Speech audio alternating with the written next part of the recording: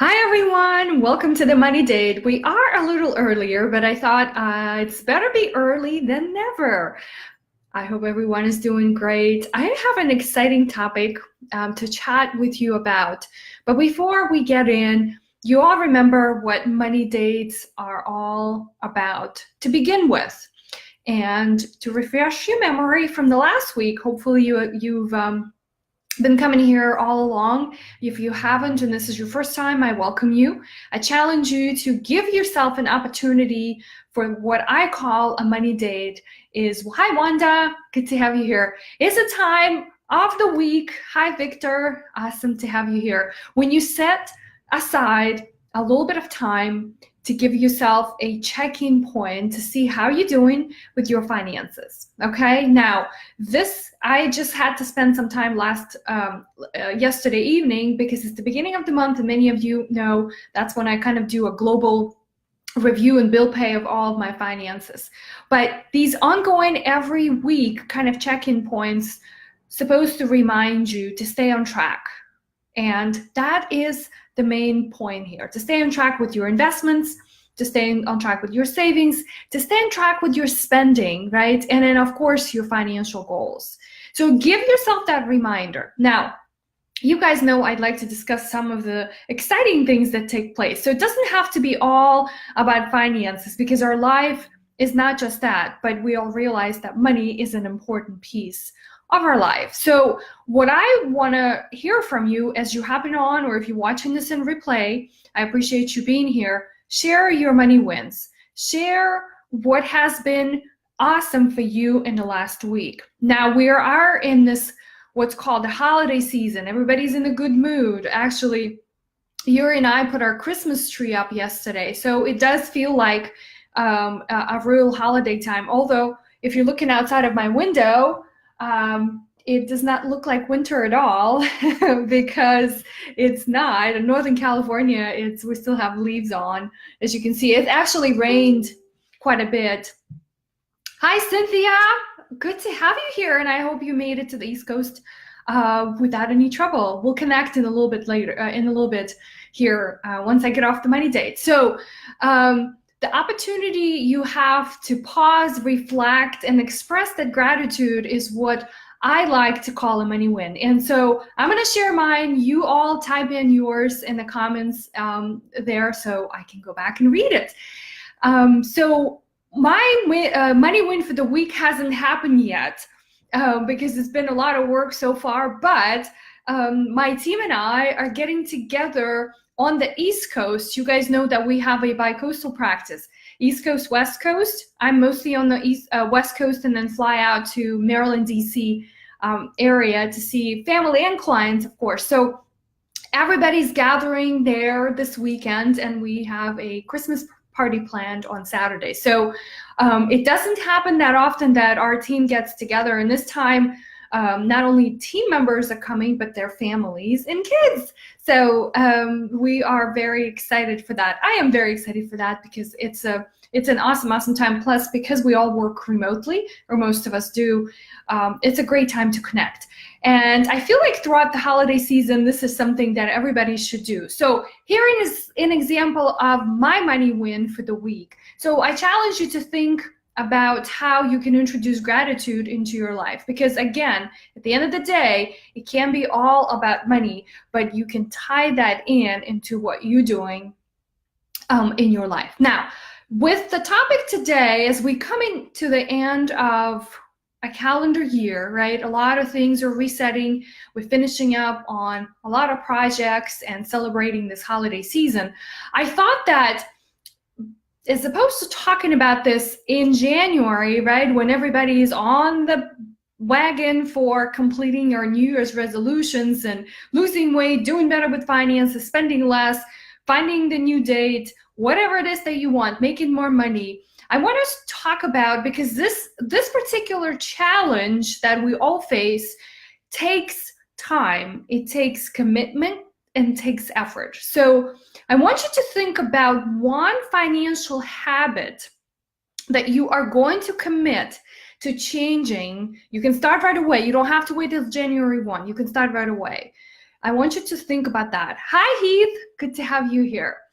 So think about one thing that over the last, however long you want to go back, over the last 12 months that you've really struggled with. What is it going to be? And maybe you haven't really kind of thought about what that particular habit is so far, so give it a thought. But I want to give you an actionable plan of how you can change your behavior, right? Because a lot of times what it comes down to with my clients, right, and over time I see is that it's the things that we do on a daily basis, right? Tiny things, right? Tiny steps that make the most impact. So it's not any different when we look at our finances. So whatever those habits that you're thinking about, I'll give you some examples. Spending less, saving more, reading some financial literature, not spending using a credit card on purchases and sort of deferring to maybe using all cash, paying your debt on time, having consistent money conversations with your loved ones, calling your parents once a week, guilty of that, right? So there could be a ton of different habits that we all need to work on. So pick one.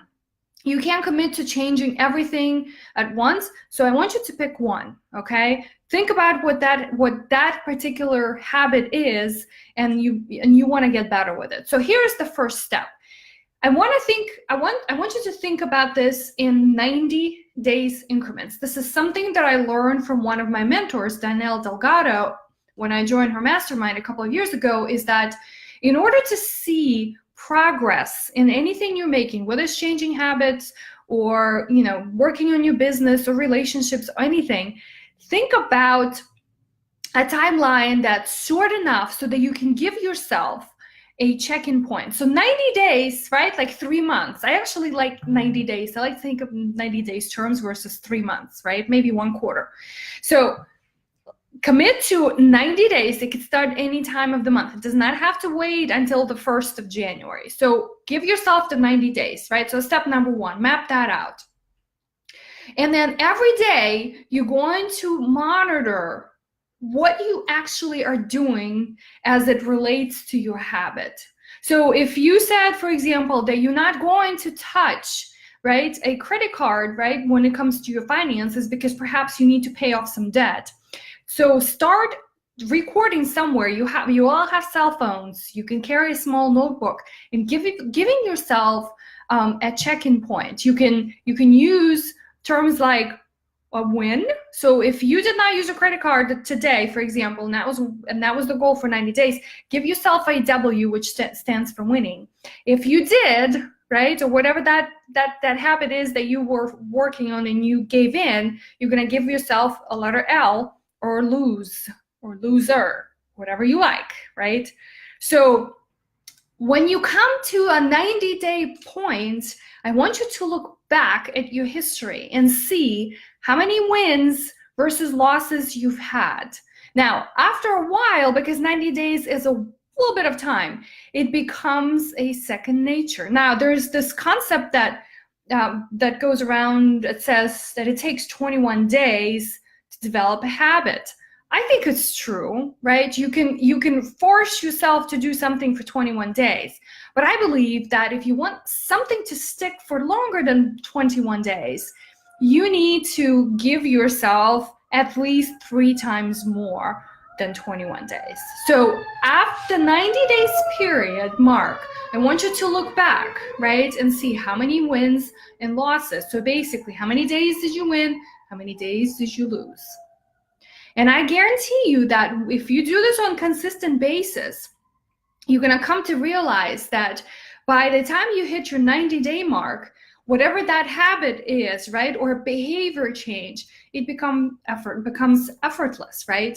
And this is how, my friends, you can change anything. I've done this over and over myself, right? Not just around financial habits, but any particular habits. So I challenge you to think that. Today is December 5th. So you still have more than 25 days left in the month of December. So think about this. If you commit to doing something starting tomorrow, by the time January 1 rolls around, you're going to be 1/3 into your goal. So let me in the comments. Let me know in the comments what kind of habit you're going to change, because I want to know what is it that you're struggling with. Perhaps I've seen that with clients, and maybe perhaps I struggled myself there as well. So that's what I have for you today as far as the money date goes. And before I close, I want to share a quote. I think about this quote quite often, because especially when it comes to like, what habits do I want to change? And it says the following: don't buy things you can't afford with the money you don't have, so that you can impress people that you don't like. If you think about this quote, there's so many different pieces here that relate to any particular area, right, of our finances that we can work on. I wish you guys an awesome week.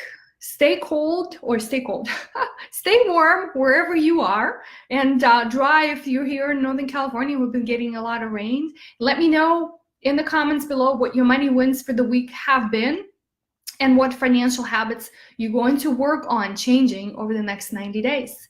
And I guess you also wondered what happens if you come to a 90-day point and you've done with the habit, you start all over again. Because all it does is it allows you to become better and better every day. Thanks so much, my friends, for tuning in. I'll see you next week. Bye for now.